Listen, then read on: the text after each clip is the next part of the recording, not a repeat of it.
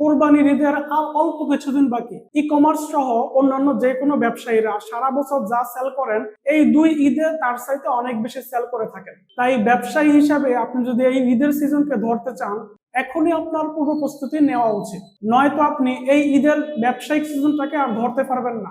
আসসালামু আলাইকুম রহমতুল্লাহ। Serve thinker digital marketing এজেন্সিতে আপনাকে স্বাগত।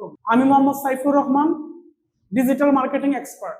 আপনার ই কমার্স ব্যবসার জন্য এই ঈদে কিভাবে ডিজিটাল মার্কেটিং প্ল্যান সাজাবেন তা নিয়ে আমরা নিয়ে এসেছি একটি সম্পূর্ণ ফ্রি কনসালটেন্সি।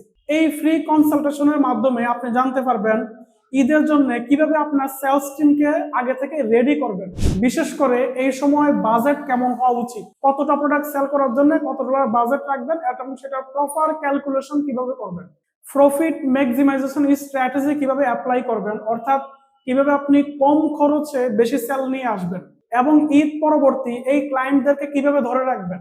তো আর দেরি কেন, আপনার ই কমার্স বিজনেসে এই ঈদে সর্বোচ্চ সেল আনার জন্য আপনি আমাদেরকে নক দিতে পারেন।